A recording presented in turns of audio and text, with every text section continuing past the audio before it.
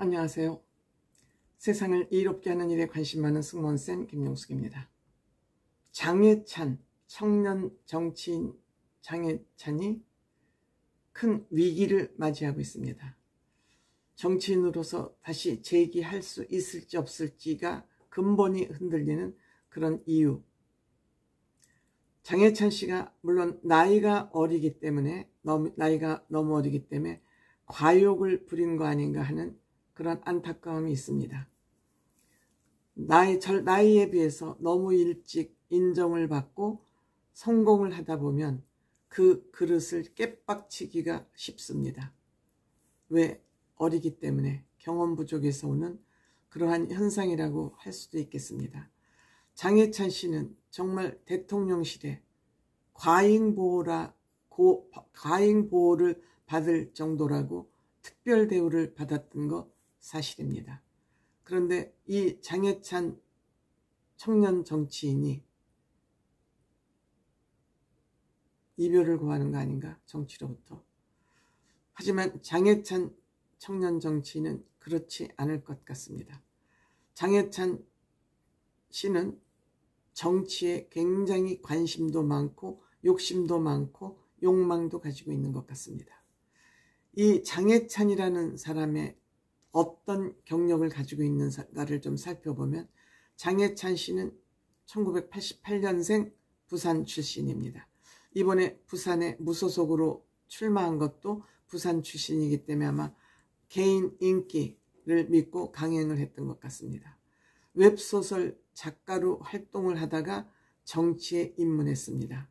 이 사람의 과거 이력은 네덜란드 음악학교 재즈 드럼을 전공하러 갔다가 1학년 중간에 중퇴를 하고 돌아왔습니다. 그러니까 음악 전공을 하러 네덜란드로 유학을 갔다가 1년 만에 중퇴를 하고 돌아와서 한국에 와서 음악학원에서 드럼 강사를 하고 본인 스스로 조그만 음악학원을 운영을 하기도 한 것 같습니다. 또 초등학교 시절에는 칭다오로 어학연수를 다녀오기도 했습니다. 아마 집안이 비교적 여유가 있었던 것 같습니다. 이렇게 유학을 초등학생부터 언어연수 보내고 네덜란드로 유학 보낼 정도면 어느 정도 가정에 여유가 있는 가정이 아니었나 이런 생각이 듭니다. 그 후로 2011년부터 19년까지 묘제라는 필명으로 웹소설 작가 활동을 했습니다.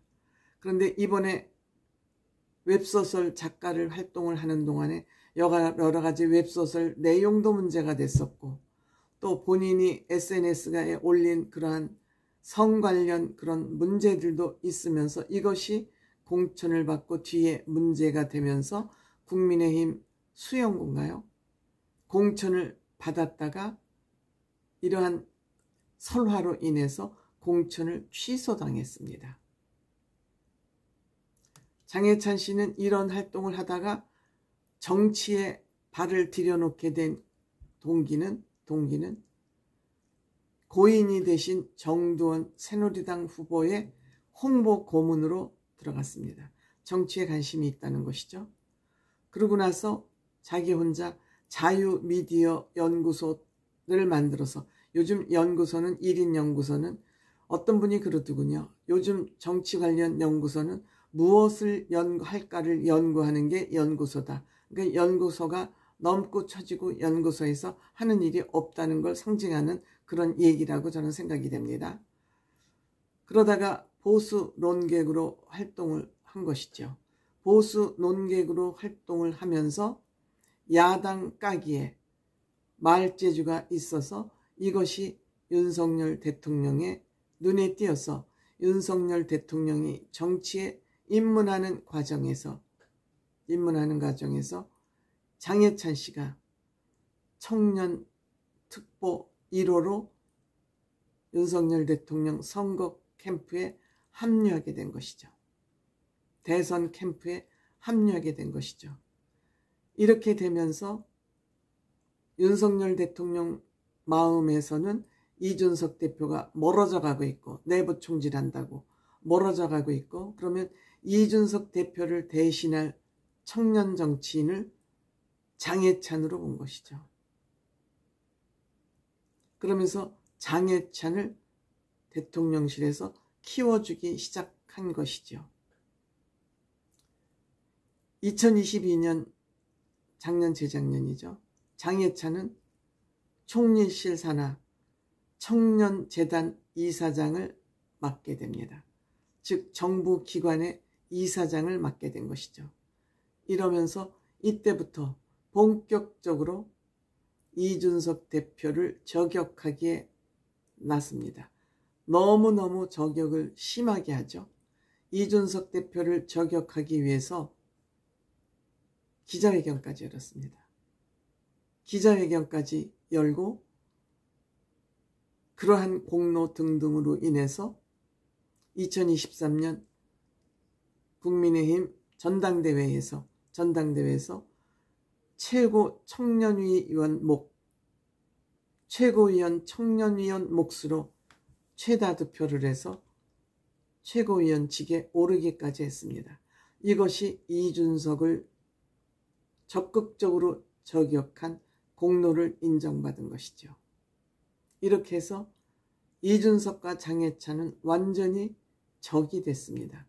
그럼에도 이준석 대표는 불쌍한 장해찬, 네가 먹고 살기 위해서 이렇게 하는 거 나는 어느 정도 이해는 한다 하고 크게 맞대응을 하지 않았습니다.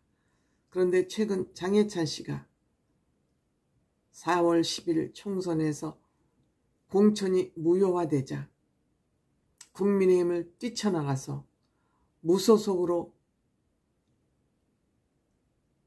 출마를 했는데 선거 자금까지 다 못 받을 정도의 그러한 득표밖에는 하지 못했습니다.